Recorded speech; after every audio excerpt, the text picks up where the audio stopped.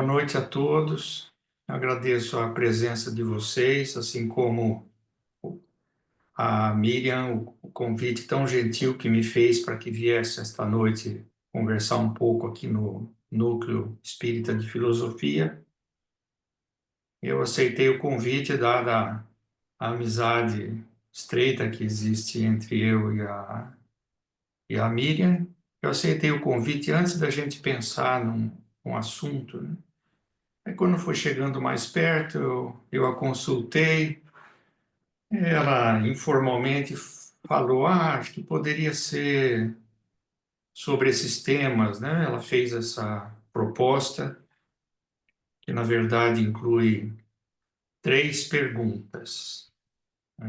Portanto, é um tópico que demandaria bastante tempo para ser explorado. Mas como as perguntas estão interrelacionadas, eu sugeri à Miriam que a gente fizesse assim mesmo, né? Com os 3 pontos que ela levantou na mensagem que ela me mandou e que agora ela repetiu oralmente. Assuntos de espiritismo, eu costumo sempre falar, quando me perguntam alguma coisa, falo assim, ó, o Kardec já fez isso, tá lá, vai ver. Normalmente ele já fez uma análise de todas as coisas que nos interessam mais de perto quanto ao espiritismo. Nesse caso aqui também se deu isso. Só que ele não usou essas palavras que a Miriam formulou aqui para a gente pensar junto hoje. Mas isso pouco importa, assim, acho que o conteúdo já está nos textos de Kardec e também remete à longa história da filosofia. São questões que agora estão sendo colocadas acerca do espiritismo, mas elas pertencem a um leque de conceitos e teorias filosóficas milenares, né? Então, assim, como esse núcleo é um núcleo de filosofia espírita, eu estou pressupondo que vocês conheçam um pouco das duas coisas, pelo menos. E, como disse a Eliana, eu me sinto em casa aqui, não só pela simpatia de vocês, pelos pensamentos bons que me dirigem, mas também pelo assunto, né? São as duas coisas sobre as quais eu trabalho mais há muito tempo, né? Filosofia, profissionalmente, e espiritismo, enfim, desde que eu me lembro por gente. Então, assim, eu vou situar um pouco cada um dos itens na ordem que a Miriam formulou, mostrando, entre outras coisas, que a pergunta tríplice que ela fez não tem uma resposta unívoca. Por quê? Os termos empregados na pergunta, aquelas 3 palavras, né? Se é dogmático, se é relativista e se é plural, são palavras polissêmicas, elas permitem mais de um significado, e isso pode levar a uma aparente divergência na hora de dizer sim ou não para cada uma dessas respostas, porque é comum que a gente esteja pensando num significado que o nosso interlocutor não está pensando naquele, e sim em outro. Então, a gente, como filósofo, o dever básico da gente é fazer uma explicitação daquilo que a gente está discutindo. Como Allan Kardec também deu exemplo no Livro dos Espíritos, né? Ele começa a introdução esclarecendo e propondo alguns termos que ele vai usar, né, para evitar que surjam confusões depois. Eu vou compartilhar a tela, ver como é que funciona isso aqui. Agora, eu só estou vendo alguns de vocês. Muito bem. Eu vou tentar fazer a tela cheia. Se todo mundo sumir, não Tá sumiu bom. todo mundo, as pessoas estão aqui ainda, porque, viu, Miriam, como eu não vejo todo mundo, Se alguém levantar a mão, eu não vou saber. Você me interrompe porque eu estou vendo você, o Alê, a Isabel que fechou a câmera e mais uma pessoa. Então vocês me alertem se Pode ficar quiserem tranquilo, me tranquilo. interromper, porque eu não consigo ver todo mundo, infelizmente, né? Então a pergunta é essa, né? Ela tem três subperguntas quanto ao espiritismo. Eu vou abordar agora nessa mesma ordem cada uma delas, sem a pretensão de dar respostas definitivas, mesmo porque tem essa flexibilidade nos termos, né? Então, é claro que eu vou escolher um recorte que eu acho mais adequado, falar, olha, eu acho, nesse sentido, sim ou não, para que a gente não tenha ambiguidade. Eu começo, então, com a noção de dogma, é, lembrando aqui as origens do termo dogma. O termo vem do grego, dogma, e via latim, que também é dogma, em português é dogma. Enfim, essa é uma palavra que soa igual, tanto nas línguas antigas como nas modernas. Então, é um conceito que foi introduzido na Grécia para designar aquilo que se pensa que é verdade, aquilo que parece certo ou bom. Então, nesse sentido, qualquer afirmação que a gente faça e que a gente acredite que aquilo é verdade, é uma postura dogmática da nossa parte, né? Mas, ainda detalhando aqui, né, essa acepção filosófica, mais especificamente, né, o termo é usado na filosofia para aquelas afirmações dentro de certos contextos filosóficos, científicos, mesmo teológicos, que parecem ser já estabelecidas, princípio estabelecido, uma opinião já fundamentada, não é simplesmente achar tal coisa, né? É um preceito, no caso da moral, né? Uma recomendação que é bom fazer isso ou aquilo, uma máxima. Então, esse é o sentido do termo original e que eu acho que é o que a gente deve usar, inclusive para entender os textos de Allan Kardec. Várias vezes ele usa essa palavra nesse sentido original.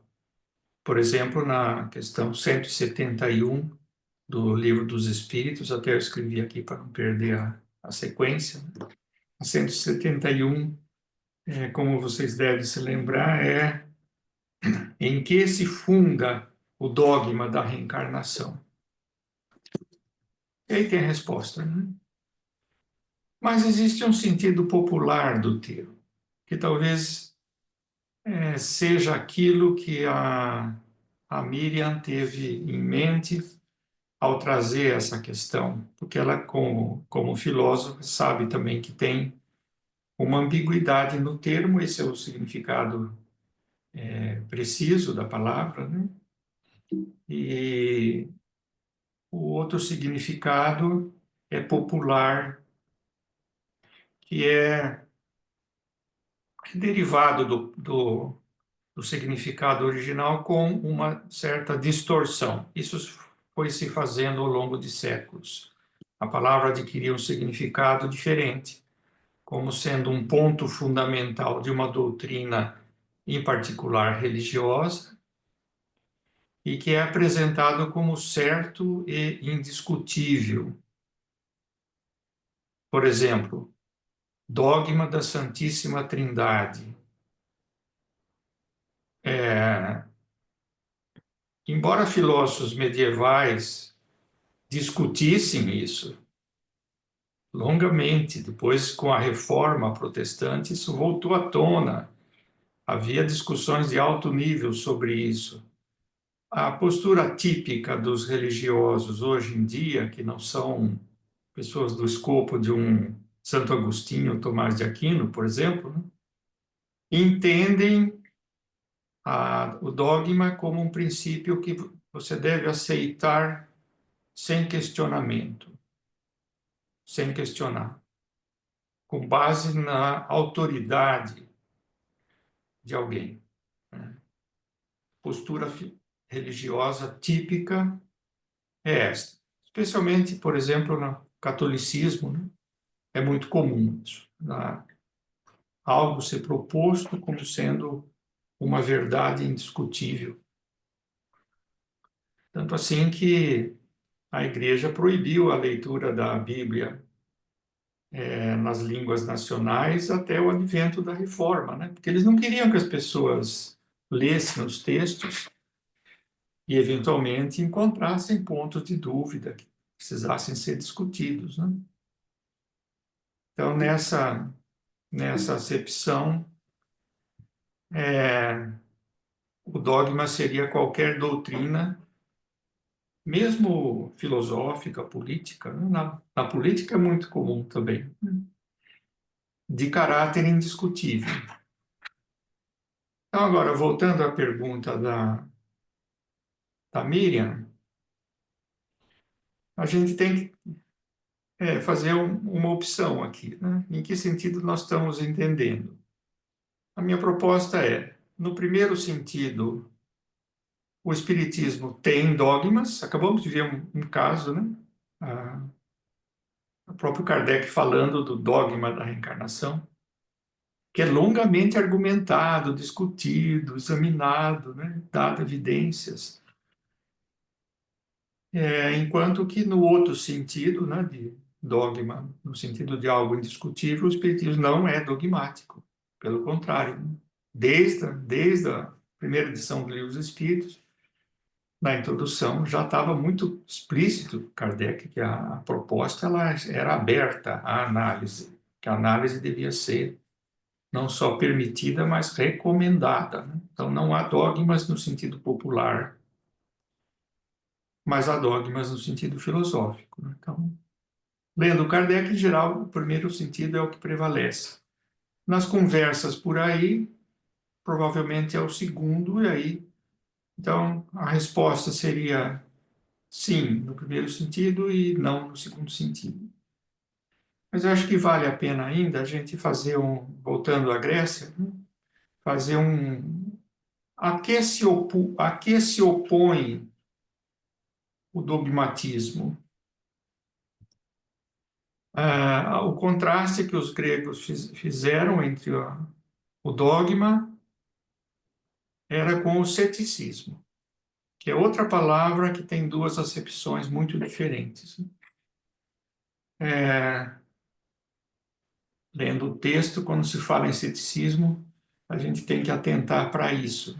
Para os gregos, o ceticismo era a proposta filosófica de suspender o juízo, ou seja, não se pronunciar sobre qualquer coisa, nem a favor nem contra, se as evidências ou a argumentação forem insuficientes para decidir de forma racional, pró ou contra aquele ponto. Essa é uma atitude extremamente recomendada, né? Era quase que a essência da filosofia é esta aqui, né? Você vai buscar evidências para um ponto que seja suscitado, por exemplo, a reencarnação. Você vai examinar os argumentos pró e contra, e aí que você vai fazer o juízo. Se você notar que há aquilo que os gregos chamavam de equipolência dos argumentos, ou seja, os argumentos pró parecem tão bons quanto os argumentos contra, se as evidências pró e as evidências contra elas se equilibrarem, a sugestão dos filósofos gregos era suspenda o juízo. Continue pesquisando, mas enquanto essa equipolência existir, a posição sensata é se abster de afirmar qualquer coisa. Então, assim, a postura cética, ela se dá na ocasião em que há margem para a dúvida séria, você não pode ser dogmático. Então, a grande diferença que há entre os filósofos céticos, os filósofos dogmáticos, é que os céticos, eles têm falando na Grécia, né, os primeiros céticos, depois no período moderno também tem céticos importantes, eles são muito sensíveis à possibilidade de erro. Então, eles examinam cuidadosamente o pró e o contra. E muitas vezes chegam à conclusão de que aquilo não tem como você resolver, a não ser que você viole uma regra básica de racionalidade. No sentido popular, a palavra ceticismo não tem essa conotação. Pelo contrário, o cético é visto como alguém que nega alguma coisa. Que nega alguma coisa. Como, por exemplo, o próprio Kardec várias vezes fala em ceticismo, e aqui, curiosamente, escapou a ele o que não tinha acontecido com a palavra dogma, mas no caso do ceticismo, faça uma varredura aí. Agora que tem os textos eletrônicos, né, tem centenas de ocorrências da palavra cético ou ceticismo, e o sentido que Kardec dá é o sentido que é mais popular, esse da negação. Por exemplo, um cético quanto à reencarnação, no sentido filosófico, seria alguém que fala: olha, eu examinei os prós e os contras e aí eu não consigo resolver, eu estou enroscado nisso. Por enquanto, eu não vou falar nada sobre isso, nem que tem, nem que não tem. Enquanto que o cético, no sentido degenerado do termo, seria alguém que fala: não, isso não existe. Isso se aplica em outros domínios também. É, tem muitos canais hoje em dia, né, na internet, em geral, muito ruins, assim, né?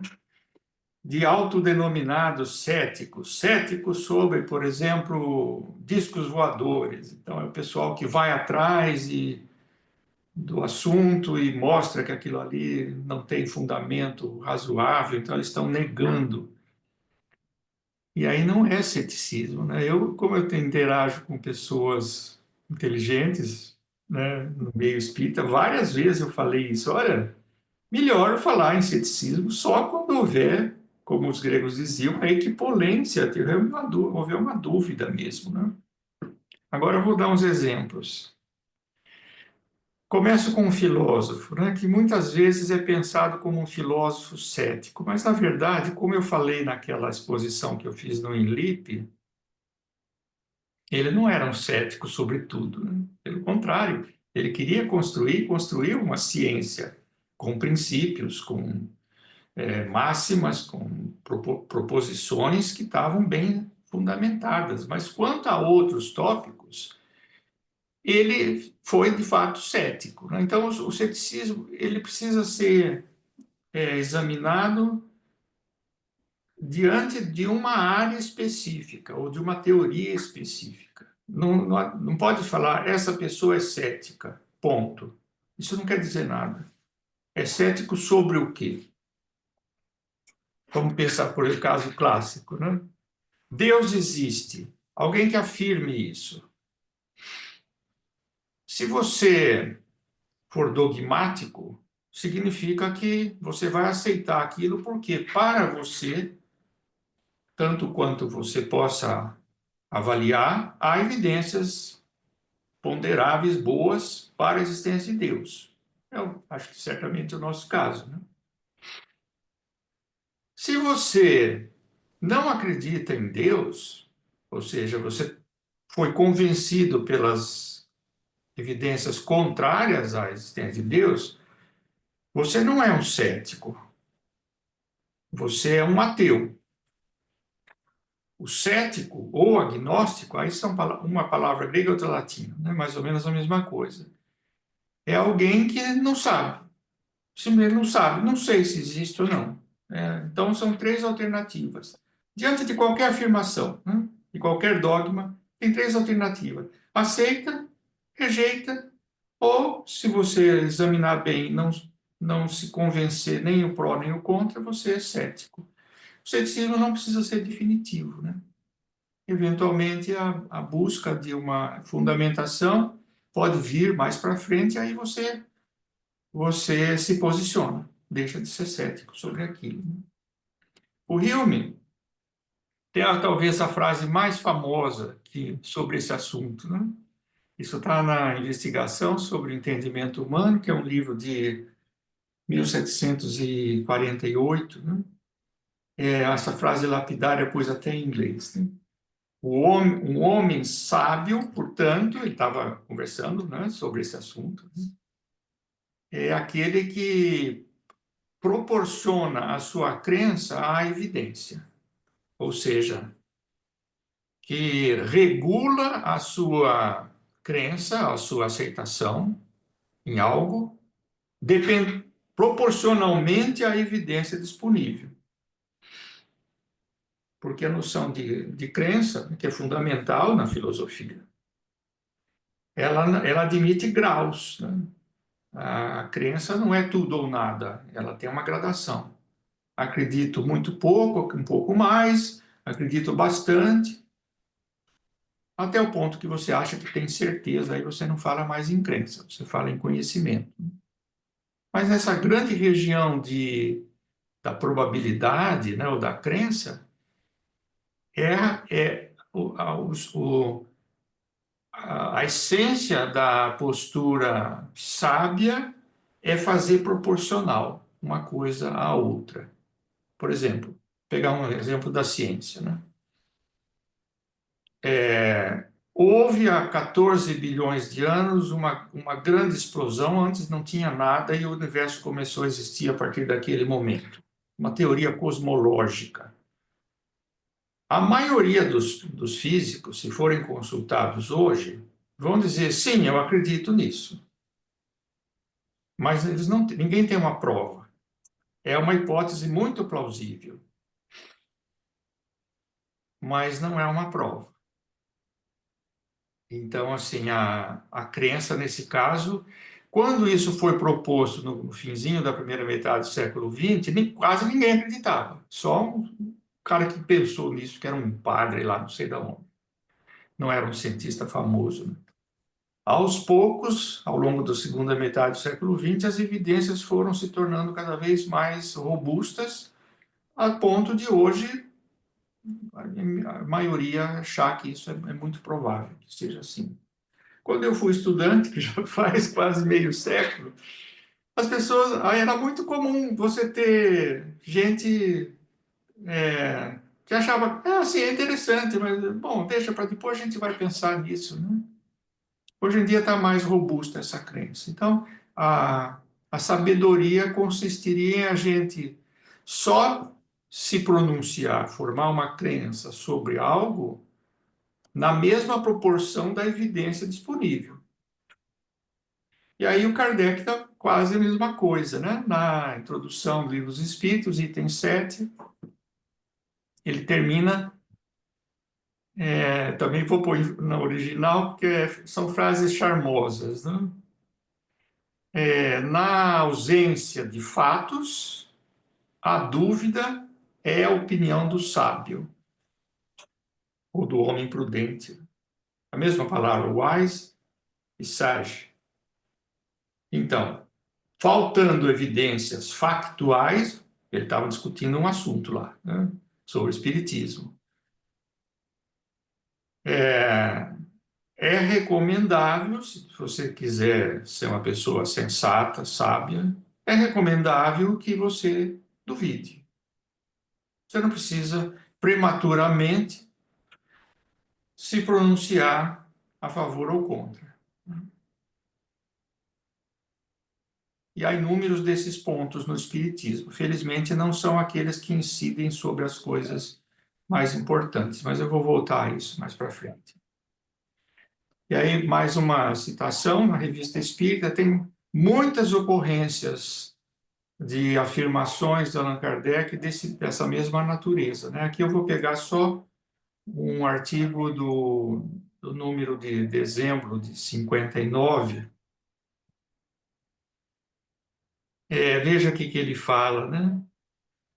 A dúvida é uma prova de modéstia e raramente tem sido nociva ao progresso da ciência. Essa postura que os gregos inauguraram, né, de examinar pró e contras e só se pronunciar quando você notar que um dos lados é muito melhor do que o outro, é o que o Kardec está recomendando aqui, né? Que a gente adote uma postura cética ou de dúvida, se a situação assim o exigir. E isso é normal mesmo para a ciência, mesmo para a ciência. Da gente suspender o juízo. Já, não sei ainda, vamos ver, né? Mais para frente. E aí ele complementa dizendo: não se pode dizer o mesmo, né? Não se poderia dizer o mesmo da incredulidade. A incredulidade sobre um assunto qualquer é a negação, né? Não acredito. Isso não é ceticismo. É alguém que não duvida mais. Ele acha que não é daquele jeito.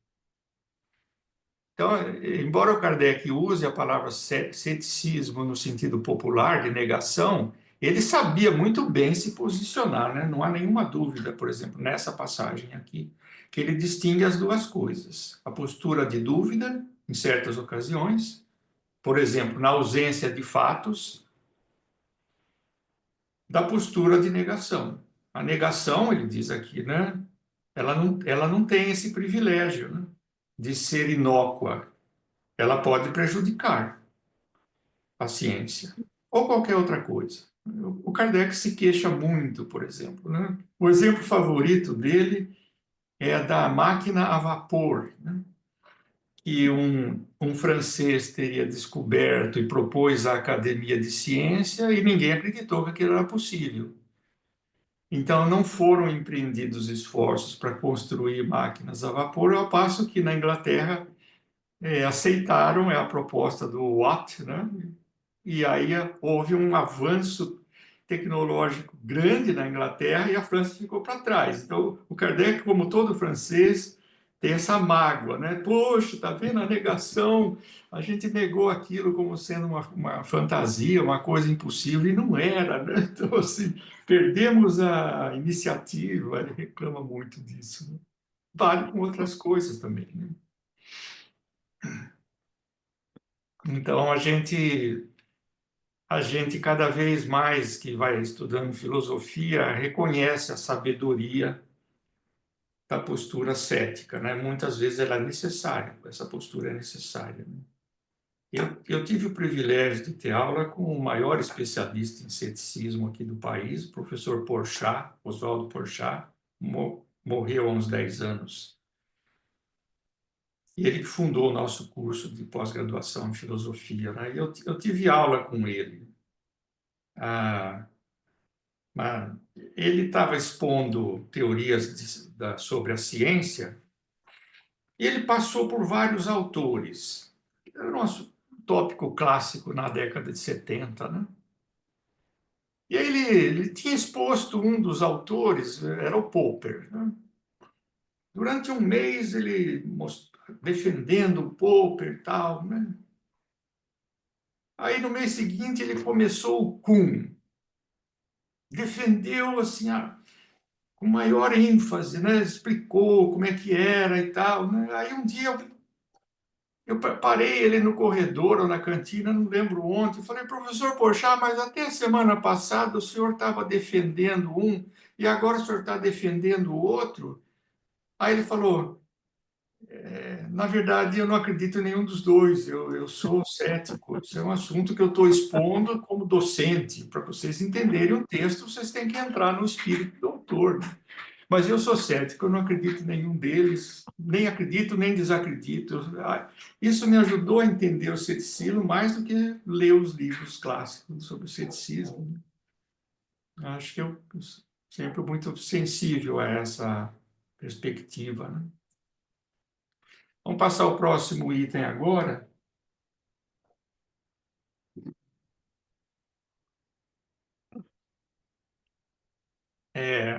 se o espiritismo é relativista. Tem um detalhe aqui, né? A pergunta, do jeito que ela foi colocada, ela é um pouco imprecisa, por quê? Não é o espiritismo que é dogmático ou não dogmático, são os espíritas ou as pessoas que estudam o espiritismo, né? A doutrina, enquanto está lá, ela não fala nada sobre si mesma, né? É a nossa postura, né? A mesma coisa vale aqui.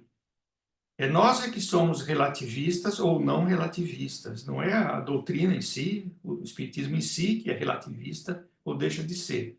Mas a gente entende bem a pergunta, apesar dessa sutileza, né? Nós estamos tratando aqui da nossa postura diante daquela proposta filosófica, científica, espiritismo. É comum hoje em dia nos meios intelectuais, especialmente filósofos, também muito nos jornalistas, nos formadores de opinião, uma postura relativista.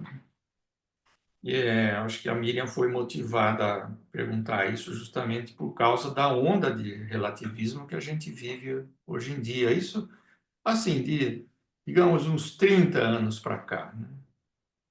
Na história milenar da filosofia, relativismo não era. Se sabia sobre isso, falava-se, né? Mas não tinha pessoas relativistas propriamente ditas, grandes filósofos, nenhum foi relativista. Mas no século XX aparecem as esquisitices, né? Entre elas essa tendência de a gente ser relativista. E aqui também tem quatro sentidos dessa perspectiva, né? O relativismo quanto à metafísica, ele, entre outras coisas, né? Ele sustenta que a própria noção de verdade é relativa, que não tem uma verdade objetiva única sobre o mundo, que a verdade depende de alguma coisa, tipicamente da época, do grupo social ao que você pertence, da cultura a que você pertence, e assim por diante. Então, é relativo, assim como o ceticismo é sempre ceticismo sobre alguma coisa, o relativismo é relativismo sobre alguma coisa. Não pode falar eu sou relativista ou eu não sou relativista. Você tem que dizer sobre o que você está falando. Então, assim, esse é um tema altamente explosivo, muito difícil, né? Que já preocupou os gregos, né? Que viam já a possibilidade da gente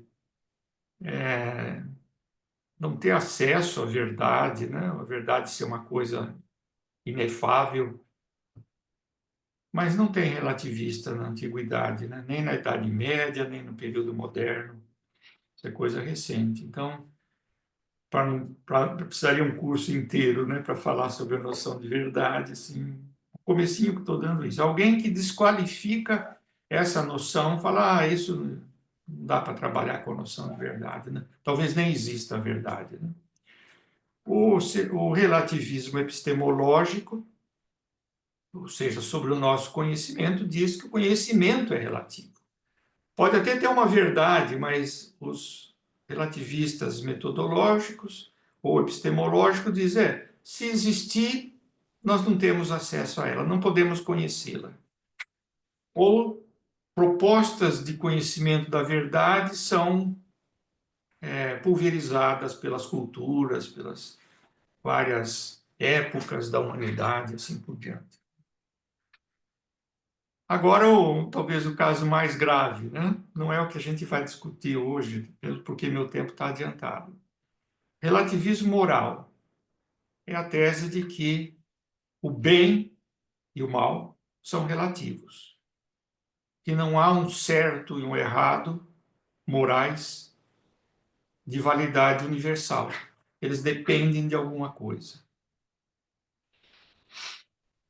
Destruição da ética, né? E, por fim, o, o relativismo estético. Não haveria o belo com B maiúsculo. Como o Kant, por exemplo, tem um livrinho dele bonito, né? Sobre o belo e o sublime.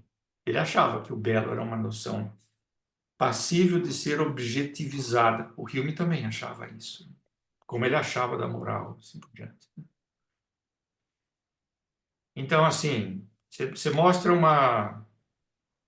Se você, vamos pensar assim, se você mostrasse o Guernica do Picasso para o Leonardo da Vinci, ele ia falar: ah, isso aí é feio, isso é feio. Para ele, bonita era a Mona Lisa. Porque os ideais da pintura da época, né, Miriam, era figurativistas. Você tinha a excelência do belo de um retrato era fazer igualzinho a pessoa. Já os vários grupos por exemplo, pintores mais recentes, entre os quais o Picasso, não era esse o objetivo deles, né? Aquelas caras deformadas, né, do quadro, assim, cavalos esmagando as pessoas, bomba explodindo, figuras grotescas, né? É um assunto complexo, né, para divertir muitos filósofos. Então, assim, encerrando já, essa transparência eu não vou ampliar muito, né? E sobre o espiritismo, né? A pergunta correta seria fazer assim: devemos ser relativistas quanto ao espiritismo, em alguns desses sentidos aqui, metafísico, epistemológico, moral, estético, não entra muito, né? E a minha resposta aqui é inequívoca, né? Seguindo Kardec, nós não devemos ser relativistas. O corpo de conhecimento espírita ele tem uma fundamentação sólida, de caráter objetivo. Ele não deixa margem para a gente falar, não, mas para mim é de tal jeito, para você é de tal outro, e a gente tudo bem. Cada um com o seu espiritismo entendido à moda da casa. Eu acho isso uma distorção. Acho isso uma distorção. Como eu acho uma distorção, em geral, o relativismo sobre moral, eu acho isso bastante grave, né? Isso está na pauta do dia a dia nosso, né? O tempo todo, o tempo todo. Por exemplo, aborto, né? Eu acho que por perspectiva espírita, isso foi examinado. Nós sabemos que o ser que está nascendo, ele está acoplado a um espírito, né? E é errado moralmente, é um mal você interromper a gravidez, a menos no caso da risco para a saúde da mãe. Mas a maioria das pessoas hoje em dia estão confusas sobre isso. Ah, você gosta, o outro não gosta, aquele religioso, ele gosta porque tal coisa, é porque ele é de vertente de esquerda ou de direita, enfim, eu acho que isso realmente é muito perigoso, né? Porque a gente está perdendo o eixo principal do balizamento da nossa conduta. O relativismo, ele permite qualquer coisa, né? Vou dar um outro exemplo, também dramático, né? E também envolve matar alguém. Uma criança que já nasceu, que está chorando, que sorri, que, enfim, faz gracinha, é errado ou certo matar essa criança? Acho que nesse caso a maioria das pessoas que estão por aí, né, nós, certamente, eu, certamente, sim, é errado, muito errado. Isso é um mal moral. Mas tem culturas que matam as crianças, aqui no Brasil mesmo, né? Não vou dar nomes. Isso de vez em quando aparece, né? Tem culturas que matam as crianças. Por exemplo, se nascerem gêmeos, eles matam um, deixa só o outro. Pior, eles enterram vivo, né? Não é cortar a cabeça, enterra vivo. E aí eu ouço às vezes antropólogos, meus colegas lá do instituto, falam: não, para eles é certo matar o bebezinho. Na nossa cultura, não. Mas para eles isso é relativo. Para pensar, né, no assunto. Agora, o último item, né? Plural. Esse é o mais complicado, né? Porque essa palavra, assim como as outras, né? ela não é unívoca no seu significado. Literalmente, plural é mais do que um, né? Ter mais do que um, isso é um número gramatical. Passar uma palavra para o plural.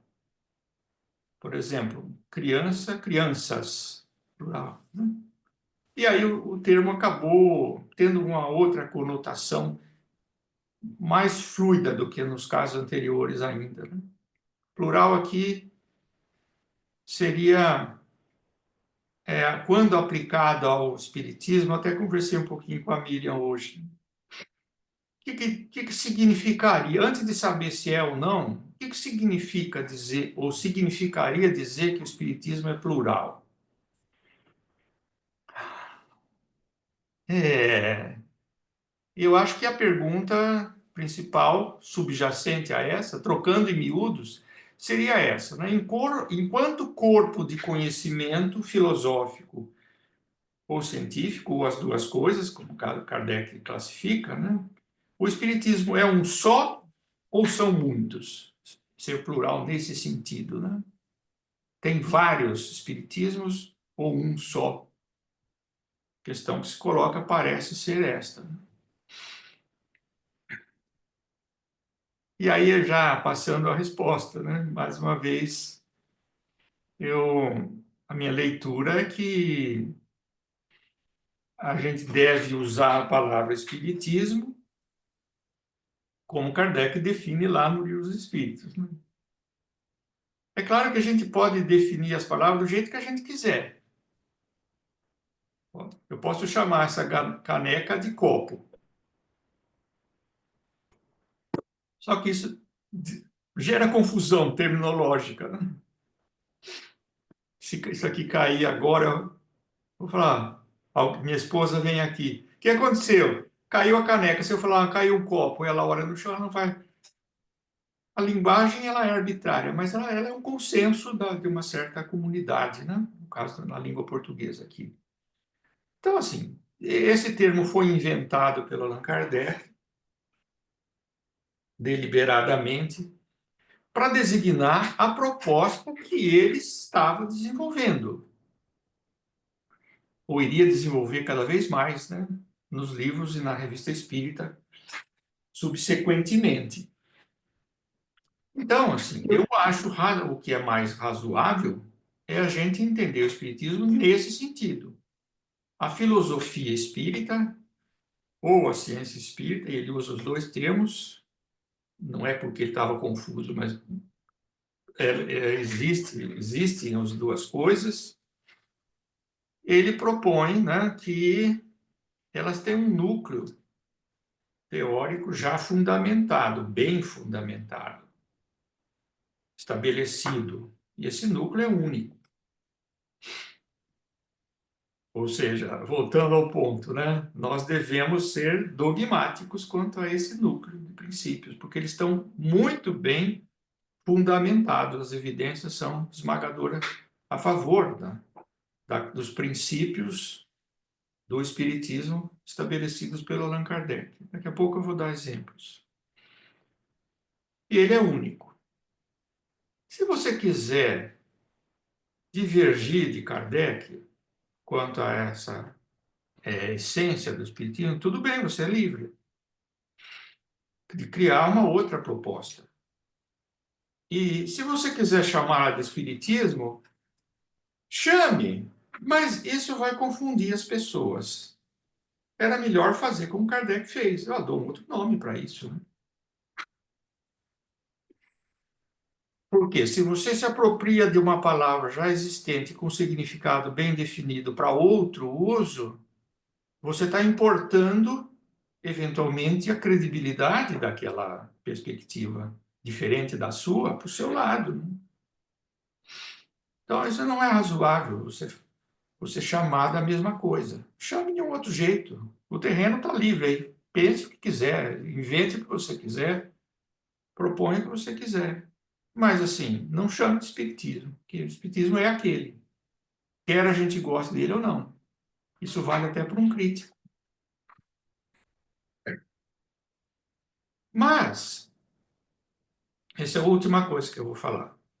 Como qualquer filosofia ou ciência, o espiritismo ele tem uma fronteira de questões em aberto, ele tem uma região em que os princípios estão sendo ainda discutidos, analisados, você está buscando fundamento para aquilo, as evidências não são muito fortes, nem a favor nem contra, ou seja, tem uma parte ainda em elaboração. Nenhuma ciência é fechada, né? Por exemplo, esse assunto que eu falei, né, o Big Bang, está totalmente fechado. Aqui no meu instituto da Unicamp, né, de física, tem colega importante, super erudito, que não aceita. Tá? E ele é um professor lá. Né? Então, assim, só que quando ele vai ensinar os alunos, ele apresenta a visão standard sobre a cosmologia. Depois, num seminário, em outro lugar, fala, oh, eu acho que é diferente, assim, assim. Né? Mas ele não vai mudar os termos que vão ser usados. Né? Aquele ponto ainda está em aberto. Outro exemplo que eu costumo dar, né, já do espiritismo, a relação entre animais humanos e animais não humanos. A gente tem pouca informação. Temos perguntas, livros espíritos, alguns artigos da revista, né? Tem muita literatura secundária em que as pessoas propõem certas coisas ou criticam, mas esse não é um assunto completamente já estabelecido. É normal que tenha opiniões ainda que não coincidem umas com as outras. A gente deveria saber conviver com isso de maneira harmônica, né? Respeitar. Se a gente pensa diferente do outro, você pede para ele explicar melhor os argumentos dele, as evidências, e você não precisa ser dogmático sobre esses pontos. Né? Então é aberto. Isso é uma coisa fundamental para o movimento espírita. O movimento espírita não percebe essa diferença entre o núcleo já fundamentado e a parte ainda em elaboração. As pessoas adotam posturas dogmáticas onde ela não é apropriada. E isso leva as pessoas não só a divergirem intelectualmente, que seria salutar, mas elas se tornam inimigas às vezes. Né? Veja, por exemplo, um ponto completamente secundário introduziu um racha no movimento espírita que já está durando mais de 100 anos, sobre se o corpo de Jesus era assim ou assado. Gente, uma coisa há 2000 anos, a gente não estava lá para ver, não foi feita uma análise. Tem argumentos interessantes dos dois lados, assim, mas é aquela situação típica do cético, né? A falta de evidência conclusiva, a opinião do sábio é a suspensão do juízo. Ah, não sei, vamos continuar examinando. Dá para saber isso? Não, não dá para saber. Eu acho que, por enquanto, não dá. Eu tenho livros aqui das duas vertentes, né? E a grande tristeza é ver que essas pessoas se odeiam como pessoa. Esse ódio não deveria existir nunca, né? Mas ele se origina de uma falta de compreensão filosófica dessa fronteira entre o que está estabelecido e o que está ainda mutável. Né? Eu falei um pouco disso nos meus artigos velhos, né? Nos meus artigos velhos sobre ciência espírita. Eu achava que nunca mais fosse falar deles, né? Porque já tem mais de 40 anos. Mas eu vou fazer referência aqui. Vou mostrar uma das figurinhas que eu costumava mostrar naquela época, quando fazia seminários sobre ciência espírita. Né? É uma figurinha que não a figura, mas a ideia vem de um filósofo da ciência já falecido, um húngaro, né? Chamado Lakatos, que publicou em 70 um artigo muito importante, né? Longo artigo, é quase um livro, com esse título aí. Ele propõe entre muitos outros detalhes refinados, né? Isso é um assunto profissional. Mas ele propõe que uma ciência se caracteriza, entre outras coisas, por esse tipo de estrutura. Aqui que eu inventei isso, assim, inventei por razões pedagógicas, né? Pensar os fenômenos como os fenômenos, ou seja, os fatos, essa noção que os gregos inventaram. O fenômeno é aquilo que é visível, que é patente. que você tenha acesso empírico, direto, né? Os fenômenos como alguns pontos vermelhos aqui, nessa figura, e eles sustentam uma malha teórica, que é representada aqui por esse círculo maior preto, né? Então, o que dá sustentação à teoria são os fatos, dizendo de outra maneira, né? Mas dentro da teoria tem uma hierarquia. Eu acho que isso é uma das contribuições principais do Lakatos, né? Tem uma hierarquia, uma região central aqui, que ele chamava de hardcore, um núcleo rígido, né? Onde estão as leis fundamentais, aquelas que já foram estabelecidas, sobre as quais nós devemos ser dogmáticos e não céticos, mas em volta delas tem outros princípios secundários, ainda em elaboração, que formam uma espécie de cinturão protetor, são palavras que ele usou, né? De leis auxiliares, sujeitas à mudança ainda. Você pode descobrir novos fenômenos que exijam que você adapte essa estrutura, né? Mas essa adaptação deve ser feita pela periferia e não no núcleo, né? O núcleo deve ser preservado, a menos que haja uma grande catástrofe teórica, né? Que você seja obrigado a jogar tudo fora, né? Mas a dinâmica da ciência, das ciências maduras, né? Como a física, em geral os exemplos são esses, do Lakatos, ela envolve essa hierarquização. Eu acho que em artigos que eu publiquei na, na década, final da década de 80, aqui tem dois deles, né? Eu explico como que esse esquema é adequado para o caso do espiritismo. É uma leitura filosófica do Kardec, né? Como que ele viu essa hierarquia, como que ele distinguia claramente as situações em que o ponto já estava estabelecido daquelas em que eles estavam em aberto ainda. Não só ele, mas os espíritos que responderam às questões do livro dos espíritos, isso todo mundo sabe, né? Várias vezes não respondem. Não, isso ainda não sabemos. É, cético sobre aquilo, né? Fica ali, com interesse, sim. Mas não vamos nos matar por causa disso, nem achar que há vários espiritismos por causa disso. Espiritismo rustanguista, espiritismo sei lá o quê. Não há. É um só. O núcleo é o mesmo.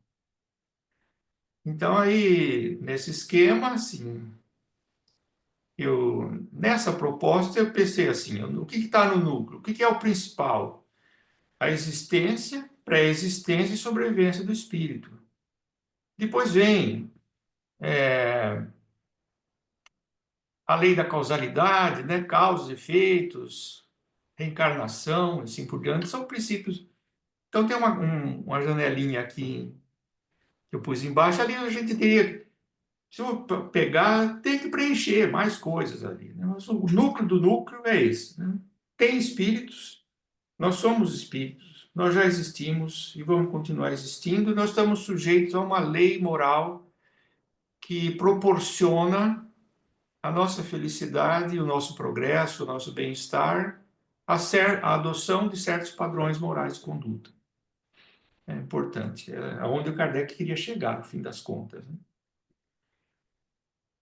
E aí, assim, tem um monte de detalhes, literatura, mesmo no Kardec, já é muito ampla, né?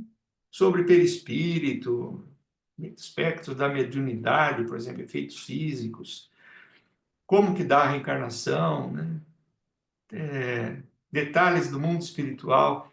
Por exemplo, eu acho que, apesar de tudo, né, de uma literatura abundante sobre o mundo espiritual, eu tendo a ser cético sobre boa parte das coisas que os espíritas pensam sobre o mundo espiritual. Eu acho que a evidência não está clara ainda, pró ou contra certas coisas que a gente lê por aí há muito tempo, né?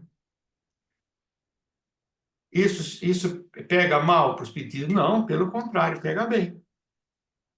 É um assunto de grande relevância, Kardec avançou bastante nele, mas depois surgiram propostas muito diferentes daquilo que Kardec falou sobre a vida do espírito desencarnado, e aí eu acho que, pelo menos por enquanto, né, tem muitas das teses que estão ali que eu vejo com uma certa reserva.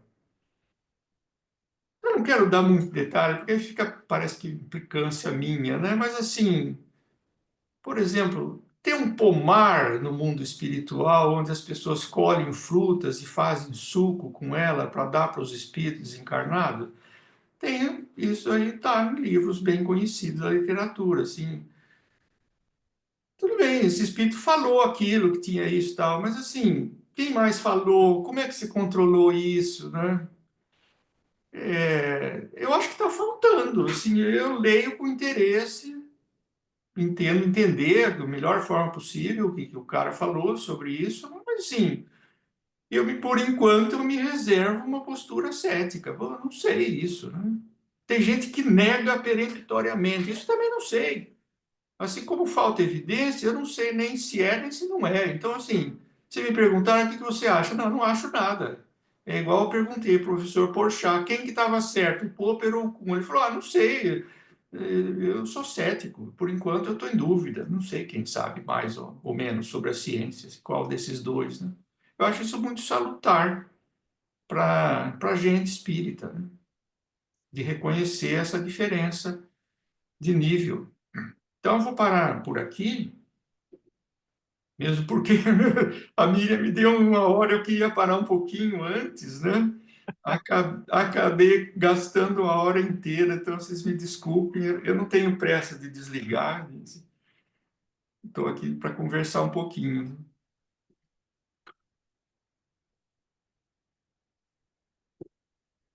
Obrigada, Silvia. Alguém tem alguma pergunta?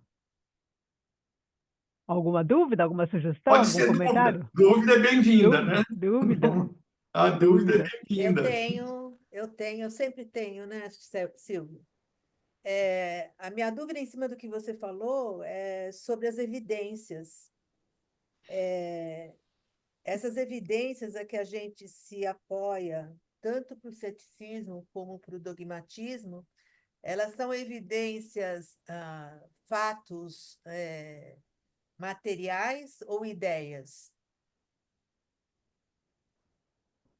Eu vou formular de uma outra forma. Nós conversamos sobre isso já há algum tempo, né? Eu Mas, tenho assim, muita dúvida sobre isso. voltando à pergunta 171 do Livro dos Espíritos, a resposta: qual é o fundamento do dogma da reencarnação? A resposta é: Justiça de Deus. ele se funda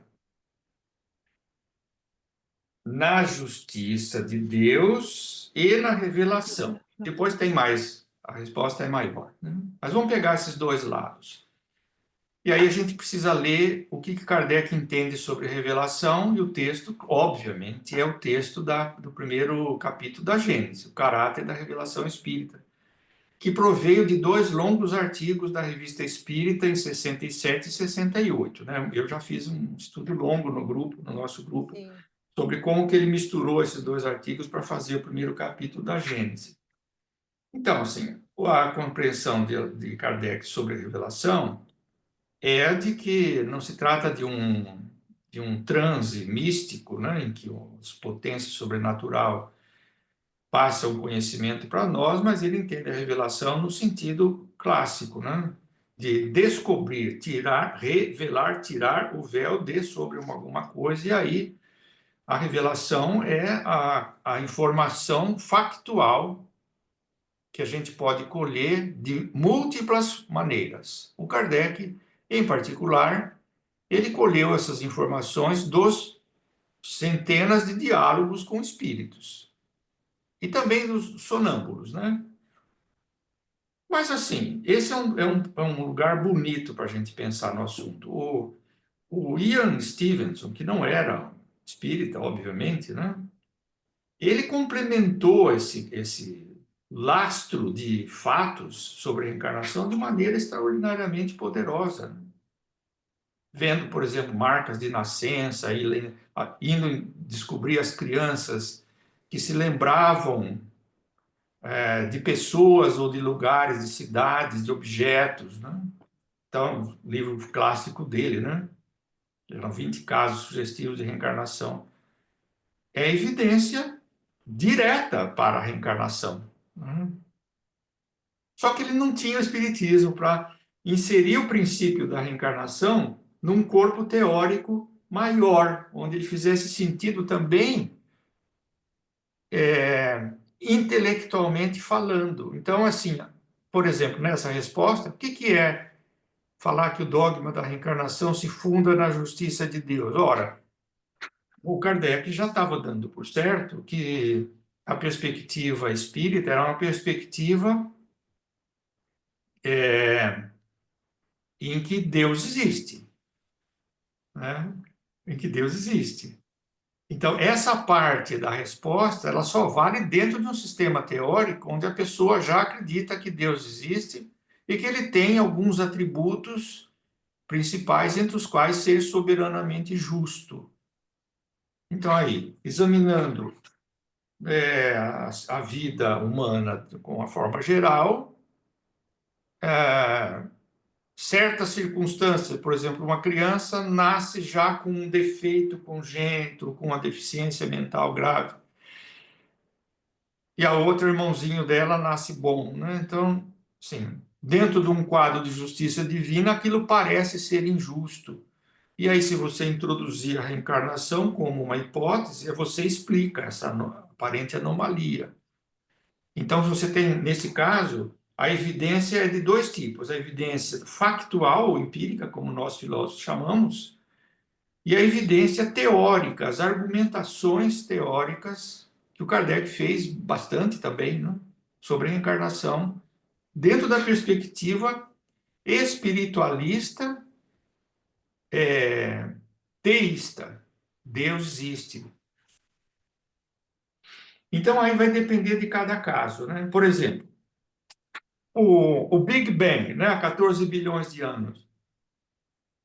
Quando ele surgiu, era só uma ideia, para usar o seu termo, né? Era só uma ideia. E por isso que essa ideia não pegou, porque assim, o cara achava que era e tal, tentou alguma justificativa, mas assim, os fatos que hoje em dia mais pesam são fatos experimentais, a radiação de fundo na frequência de microondas e o redshift.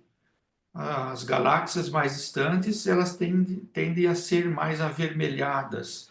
E aí você tem uma teoria física poderosa que conecta esses dois grandes fatos com a hipótese do Big Bang, dando suporte a ela.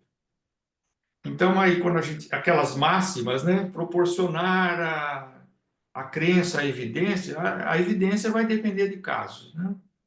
O espiritismo ele luta em duas frentes, né? Uma frente factual, empírica, experimental, e uma frente muito abstrata, teórica, filosófica, onde a gente encontra bons argumentos pró e contra as várias coisas que a gente discute, né? Muito boa a sua pergunta. Mas essa evidência, só vou complementar e vou ficar quietinha. Essa evidência factual é a evidência que é usada pela ciência e não pela filosofia, né?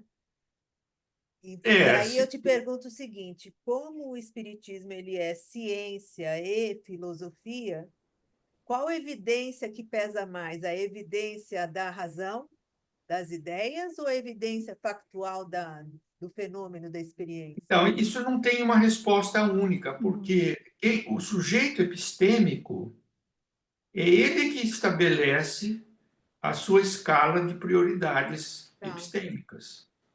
Por exemplo, para um cara que não era espírita, não acreditava em Deus, como Ian Stevenson, eram as evidências factuais que ele examinou e registrou ao longo de décadas, era aquilo que pesava para ele. Mas se você vai falar com alguém que já é um crente em Deus, na sua justiça, mas que não é da ciência, por exemplo, uma conversa com um católico, né? O católico sincero, ele acredita em Deus, que Deus é bom, que é justo, né? O argumento da justiça divina, ele faz muito efeito para ele. Se ele não souber nada de ciência, ele se apega mais nesse argumento do que nas evidências empíricas. Então, aí, como eu disse, né, Espiritismo ele tem duas ofertas para dizer, ó, escolha aí. Eu acho boas as duas. Mas assim, tem gente que prefere um tipo de evidência, tem gente que prefere outro. Isso é normal, né? Obrigada, Silvio. Mesmo nesse caso, né, que eu falei, tinha os adeptos do Big Bang antes de surgir as evidências experimentais, porque ele achava uma teoria muito charmosa, uma coisa bem interessante, né, tal assim, mas a maioria dos físicos, né, eles querem evidência factual e elas surgiram nesse caso, né? Elas são suficientes até um certo ponto, sim, para dizer que aquilo é absolutamente verdadeiro, não. Normal. Silvio, Agora, Francisco levantou a mão. tem outra. Francisco, depois o Alê. Fala, Francisco. Boa noite a todos. Estão me escutando? Estou Sim. escutando. Opa, justamente, são duas coisas só que quando a gente fala desses dogmas e tudo mais, a gente sabe que mesmo Kardec, em muitas questões, ele coloca a opinião dele não confirmando, né? Então, você citou o Karl Popper, né, que é no caso da a questão da falseabilidade, que é possível você... Ele costumava dizer assim, não podemos conhecer nada, só conjecturar, né? Ele tem umas ideias mais ou menos assim. E, então, a questão da falseabilidade, no sentido de que, não digo nos princípios fundamentais da doutrina, mas em muitas questões, o próprio Livro dos Espíritos, Kardec mesmo coloca a dúvida, né? Se for dessa maneira, né, ele não coloca uma coisa imperativa. Os espíritos responderam de uma maneira. E muita coisa, a gente sabe que grande parte tirado da Revista Espírita, aonde ele coloca até a opinião diversa de dois espíritos que relataram sobre a mesma questão. Então, ele fala, ó, segundo um, é isso, segundo o outro, é isso. Então, a gente vê que é o bom senso, né? É o bom senso de você não ser taxativo e não dogmatizar tudo, porque a questão da razão, no caso da reencarnação, ela tem o seu respaldo justamente na questão onde você... Quais são as possibilidades, o porquê, né? Alguns dizem assim que se dá até para duvidar, se não existisse reencarnação, poderia duvidar da existência de Deus, justamente pela questão da justiça que você acabou de falar, né? Então, tem isso, né? De você poder discutir, e isso é que é legal, né? Agora, discutir de uma maneira racional, com bom senso, né? E com bons argumentos, né? Não simplesmente, eu acho que é assim, né? E discutir no sentido bom, né? É como você falou, tem gente que vira inimigo, a gente tem a ideia daquela questão de você refutar ideias, mas não as pessoas, né? Porque as pessoas estão aí com ideias, como nós também temos muitas ideias, e lá na frente nós vamos refutar essas próprias ideias, não é verdade? Então, até vamos dizer assim, muita coisa que hoje para nós tem uma certa uma certeza razoável, lá na frente, né, nós vamos mudar, né? Até uma piadinha, dizem que isso foi o Cortella que falou, que o sábio é aquele que muda de opinião, ele só não muda de time, Exatamente. né? Só não muda de time, porque fica mudando de time, aí é virar casaca para o outro lado, né? Mas mesmo dentro do espiritismo, a gente sabe, é plural, você falou. Não sei se esse plural seria na questão de você, por exemplo, evangélicos. A questão evangélica, nós temos uma infinidade de tipos de evangélicos, né? Que a gente sabe, denominações e que tem dogmas até diferentes um pouco um do outro. Na própria catolicismo, a gente sabe que existe um pouco também, né? Então, até dentro do espiritismo, a gente tem determinados segmentos. Isso existe ainda, né?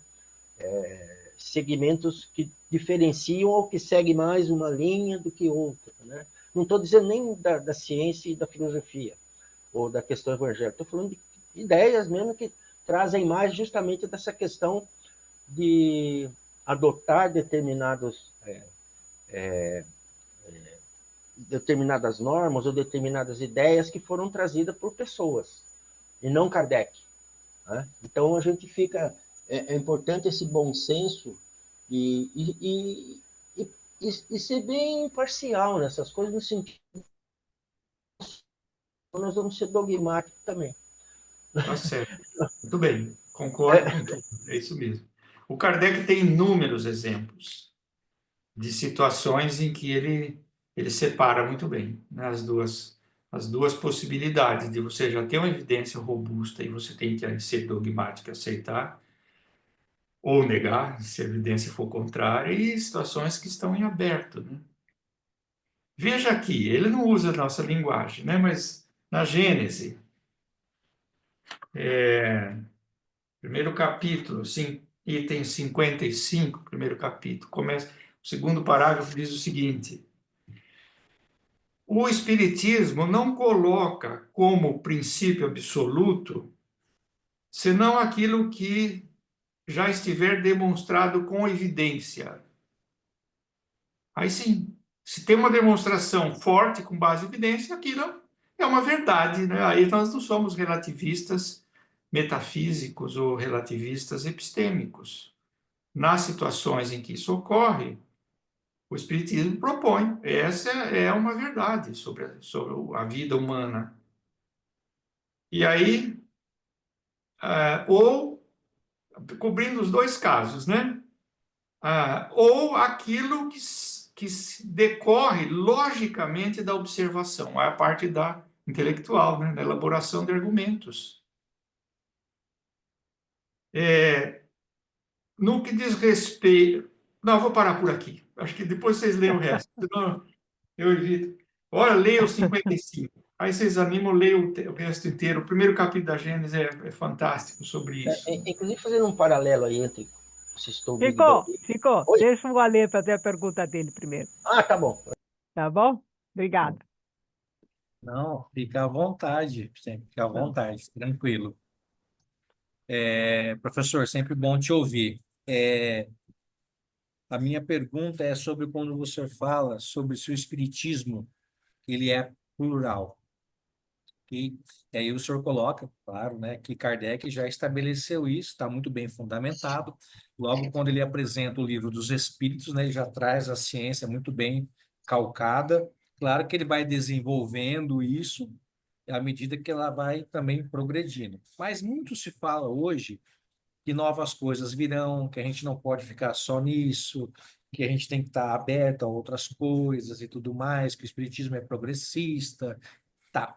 A pergunta é, se Kardec já fundamentou muito bem a sua proposta como única, tá ali, tá uma pedra sólida, tá?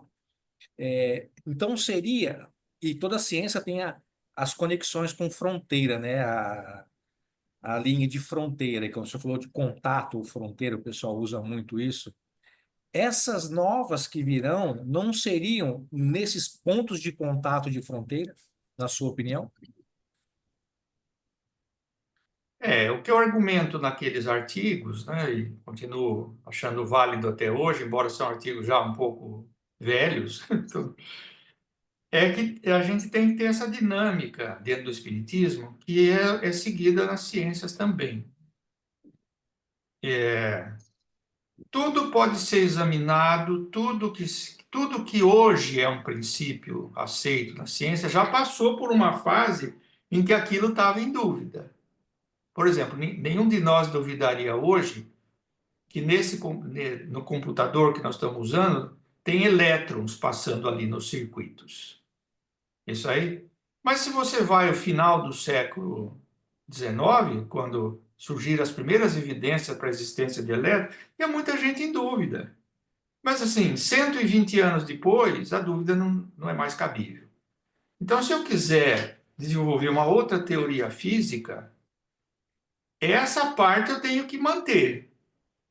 Eu posso acrescentar algum detalhe sobre alguma outra coisa, mas assim, aquilo que já está pronto, está pronto. Então, assim, até mesmo o núcleo, em princípio, daria para mexer, mas para mexer no núcleo você tem que ter uma evidência avassaladora contra aquilo que já está. Isso nunca ocorre. na ciência. Por exemplo, vamos pegar outro caso, né? Todo mundo fala, mas a física teve uma grande revolução no começo do século XX, né? Relatividade, mecânica quântica.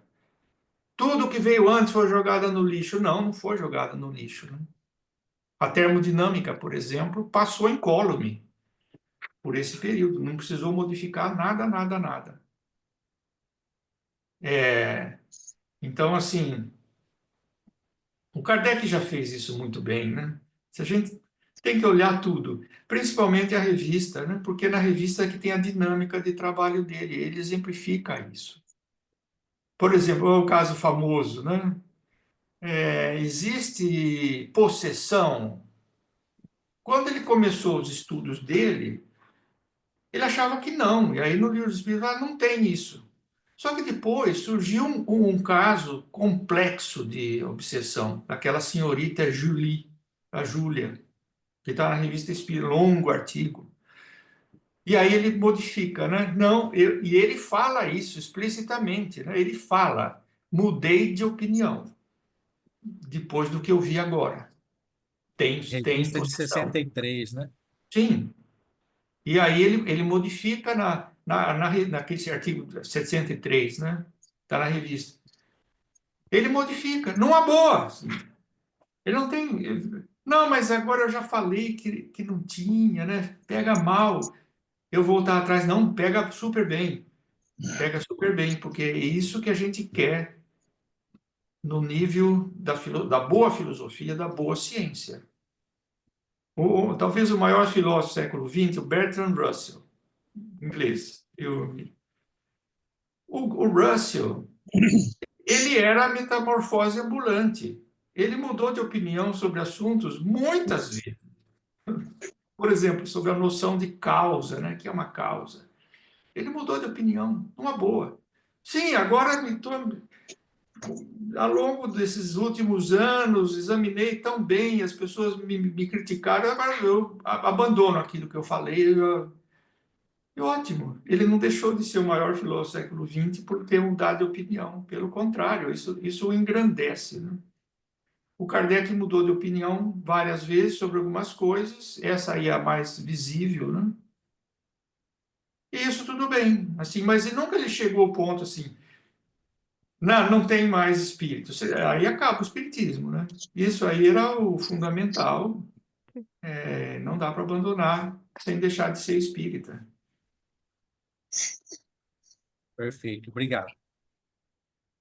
Fala, Anatólio. Eu gostaria de perguntar como que as alegadas manifestações da transcomunicação instrumental encontram amparo na física, na ciência e no kardecismo. Essa polêmica fazia pegar fogo o movimento espírita há uns 40 anos atrás. Né? E já na hora que eu estava entrando também no campo, né? Não só na física, como estudando cada vez mais espiritismo. Então, eu descrevi algumas coisas sobre esse ponto que você suscita. Depois eu tento achar e passo para a Miriam passa para você. Mas é um assunto complexo. O uso de aparelhos para se comunicar com o espírito, ele tem uma objeção extremamente forte no Livro dos Médiuns, naquela porção que fala dos efeitos físicos. Resumindo, né, o que o Erasto, a duras penas, convence o Kardec achava que o espírito pegava, por exemplo, uma pedra com a mão dele, perispiritual, e jogava. Ele começa falando isso no capítulo sobre efeitos físicos do Livro dos Médiuns. E aí ele começa, mas será que é mesmo? Ele começa a cutucar o Erasto. E aí o Erasto vai falando, ainda não entendestes bem, tal, né? Várias vezes. Ele fala, não é bem isso, né? E vai dando umas dicas. você lê o capítulo inteiro e fala, puxa, não era aquilo, né? Não é assim. O efeito físico, de uma forma geral, isso se aplicaria também aos aparelhos que os transcomunicadores usam, nada mais seria do que um efeito físico, né? Só que, em vez de pegar a pedra, ele manipularia correntes elétricas para fazer aparecer uma imagem numa tela de uma televisão, naquele tempo que eles usavam muitos gravadores ainda, né? De fita cassete. É efeito físico. E aí a teoria que o Erasto apresenta, e que era contrária àquela que o Kardec tinha pensado inicialmente, que depois o Kardec acaba aceitando, é de que o efeito físico ele precisa necessariamente do fluido de um médium humano, um ser vivo. Não pode ser só aparelho. O pessoal fala assim, agora não precisa mais médium, vai só aparelho. Não, completamente errado isso. Completamente errado. Isso sem discutir se há ou não esse tipo de efeito físico. Eu tenho lá minhas dúvidas. Eu estou muito cético, enfim, sobre isso, né? Naquela época tinha gente aqui na Unicamp querendo fazer aparelho. Eu falei, ó, faz aí e me mostra, né? Fizeram? Não, não fizeram, né? E o que a gente vê na literatura, né? Alguns dos que pensaram nisso até já desencarnaram, então não é bom ficar falando muito mal. Mas, assim, eram engenhocas muito primitivas e os raciocínios feitos eram muito elementares, muito ruins, né? Então, assim, é uma coisa que nunca me convenceu, principalmente por causa disso, né? Uma falha teórica que se torna visível quando você entende como é que funciona o fenômeno de efeito físico. Então, assim, isso é um ponto. O outro ponto é, do ponto de vista epistemológico, da a pessoa que estuda como que o conhecimento humano se fundamenta, se você introduz um aparelho no meio do negócio, você perde segurança na inferência que você faz. Uma pessoa que vê o espírito, ouve o espírito, escreve pelo espírito, é muito melhor do que um aparelho que aparentemente passa uma mensagem, porque aí você tem todo um questionamento sobre esse elo intermediário.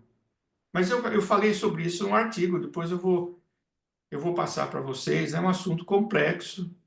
Assim, é um dos casos interessantes em que você encontra, o termo não é usado, né? Mas no Kardec, volta ao ponto do início. Parece uma coisa, nossa, mas isso é uma novidade, isso não tinha no tempo do Kardec, tinha, com outro nome. E as bases para a gente se pronunciar sobre isso estão lá. Você pode não gostar, pode não gostar, mas se você não gosta e diverge, você tem que apresentar um argumento muito mais forte do que os que foram apresentados pelo Kardec e pelo Erasto, no caso do Livro dos Médiuns. Então, assim, é um desses casos assim que é uma é uma é uma roubada, que nem o pessoal fala, né? Eu acho que é uma roubada tanto científica como filosófica e espírita também, né? Então, assim, mas é um assunto vasto, eu precisaria um dia inteirinho para falar disso, né? Agradeço a pergunta. Alguém mais? Vou dar um outro exemplo, muito rápido, né? Dessa interface com a ciência. O espiritismo, o objeto de estudo dele é o espírito. É óbvio isso, né? Mas as pessoas acham que ele fala também sobre coisas do plano físico. Isso é uma distorção. Por exemplo, no tempo de Kardec, na ciência oficial, não havia certeza sobre se há ou não evolução das espécies da forma que a gente entende hoje. O livro do Darwin, A Origem das Espécies, é de 59. E o livro demorou uns 20 anos para as pessoas da biologia se convencerem que aquela explicação dele sobre a origem das espécies por seleção natural, que aquilo estava certo. Demorou. Então, assim, Para o Kardec, vendo o que acontecia à sua época, ainda mais estando do outro lado do Canal da Mancha, porque eles não se comunicam muito pelo Canal da Nem, Mancha. nem hoje, Nem hoje, né? nem hoje. Tem um trem ali, mas intelectualmente são universos muito separados. O Kardec, ele não entrou nessa polêmica. Ele fala, olha, tem duas opiniões que estão circulando aí. Uma é que tem evolução e tal, e que inclui o homem, e outra que não, que o homem será parte. E aí, assim, como na própria ciência a situação estava em aberto, ele não se pronunciou. Ele expõe as duas, ele até tem uma certa preferência. Depois na Gênese, né? No Livro dos Espíritos, as questões elas são tricky, como a gente diz em inglês, né? Elas têm uma pegadinha ali, é difícil de você chegar a uma conclusão, mas depois na Gênese ele explica mais isso, né? Ele tem uma preferência, e ele estava errado. Ele tinha uma preferência pela tese fixista, né? Ele estava errado. Ele fez o que uma pessoa honesta faria. Apresentou pró e contra. Agora vamos esperar. Aí, daí 20, 30 anos, a ciência decidiu isso. Não tem mais dúvida hoje em dia. Mas isso não é um assunto espírita, né? O Kardec, a Gênese tem essa característica. Muitos dos assuntos que estão ali não são assuntos sobre o espírito. Por exemplo, formação da Terra. Isso é um assunto de espiritismo. Ele pôs ali porque fazia parte de um contexto maior da ciência em que o espiritismo estava se inserindo. Mas a gente fala assim, nossa, tem tanta coisa ali sobre a formação da Terra que hoje em dia a gente acha que está errado, né? O Kardec era um bobo. Não, pelo contrário, estava em aberto, a geologia estava completamente em aberto. Não se sabia, por exemplo, que o Sol envolve reações nucleares, achavam que era um fogo, né? Não se sabia que a Terra tinha um núcleo, não sabia nada. A geologia estava muito incipiente ainda, nem existia como ciência. Então, assim, criticar Kardec, porque na Gênesis ele falou certas coisas sobre a formação da Terra ou evolução, é desleal, porque aquilo ali é secundário, não é do espiritismo, e ele é honesto de falar, ó, isso aqui está sendo discutido. Como hoje a gente está discutindo se tem matéria escura e energia escura ou não. Esse é um ponto muito em aberto hoje em dia, na cosmologia. É Então, como ele assim, fala de geração, geração espontânea, né? geração espontânea. É, Quem, assim, deu evidência contrária que convenceu todo mundo foi o Pasteur. 20 anos depois do Kardec, 30 anos depois do Kardec.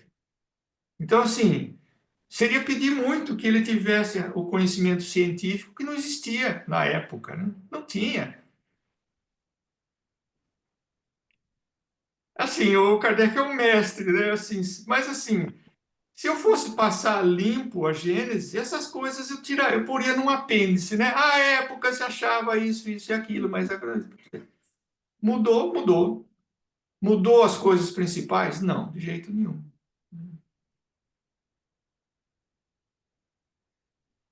que bom. Gente, comentários, críticas, crítica, importante a crítica. Fala, Edson, Edson, seu microfone está mudo. Você tem que ativar o microfone para poder Tá falar. ouvindo agora? Agora sim. Sim. Na verdade, eu queria só fazer uma pergunta a respeito do grupo de estudo espírita da Unicamp. Eu gostaria de saber qual que é o objetivo e se tem alguma coisa em positivo de já desenvolvido e se isso é possível o público ter acesso ou é uma coisa restrita, como a Não, o gente grupo é vê na aberto. faculdade? O grupo é aberto.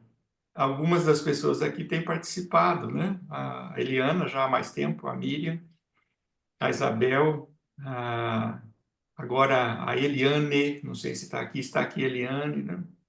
Vocês são bem-vindos. É um grupo muito simples.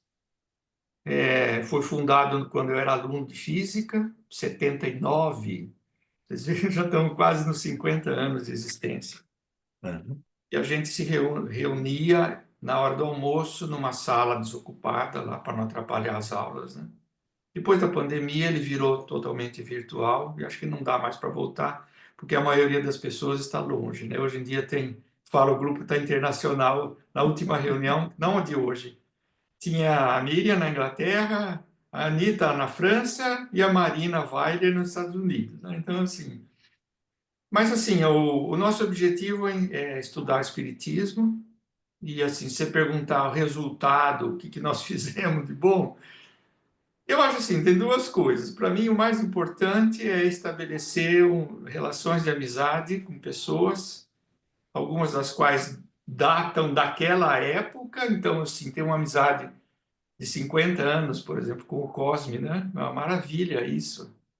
Os fundadores que fundaram o grupo junto comigo estão vivos, são amigos, estão esparramados por aí. A gente conseguiu, assim, de uma forma ou de outra, formar muitas gerações de pessoas que pensam o espiritismo de uma maneira séria, sobretudo valorizando ou revalorizando Kardec. Essas pessoas estão esparramadas por aí fazendo trabalhos muito bons, cada um em sua área, né?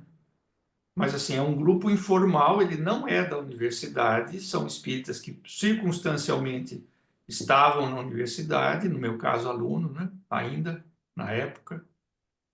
Mas assim, a nossa ambição é essa: criar vínculos de amizade e também cooperação no nível intelectual para entender bem a proposta espírita. A época que o grupo se fundou, assim, Kardec era um nome, né? Era um nome só. Porque todo mundo fala, Allan Kardec e tal, mas quem estudava Kardec? Detalhadamente, como a gente estuda no grupo, né? Pegando os originais, comparando tradução, fazendo comparações. Trabalho assim muito meticuloso, mas sem grandes pretensões, né? E a gente vê com alegria que aos poucos essa proposta foi ganhando corpo, né? Hoje em dia, muito mais do que a época, né? Isso eu acho importante, a gente ter posto Kardec na pauta. Claro que não só nós, tem pessoas bacanas que fizeram isso de outra forma, né? Eu lembro, por exemplo, uma coisa que me marcou muito, né? Naqueles velhos tempos, né, veio o professor José Jorge, um espírita do Rio de Janeiro, né? Todo mundo lembra dele um pouco, né? Os artigos que ele tinha. Uma vez ele veio a Campinas, não lembro o que ele foi falar, eu lembro do centro, né? Mas num certo momento, com aquela simpatia dele, né? Aquela eloquência, ele falou uma frase que marcou muito, né? E ressoou com o que a gente estava fazendo na Unicamp. Ele falou: Espiritismo é Allan Kardec. Por quê?